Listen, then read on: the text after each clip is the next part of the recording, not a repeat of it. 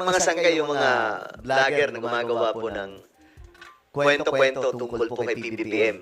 Minsan pa, mga sangkay, ang gagawin po nila dyan, papalabasin nila, uy, sinapok yung presidente natin ng First Lady. Uy, inaway yung presidente natin ng First Lady.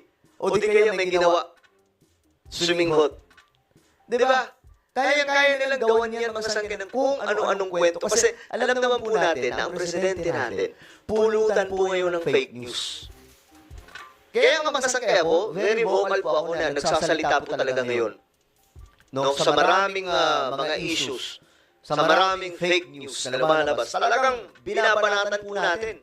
Kasi, dati nga, nakikipagbardagulan tayo sa media, di ba?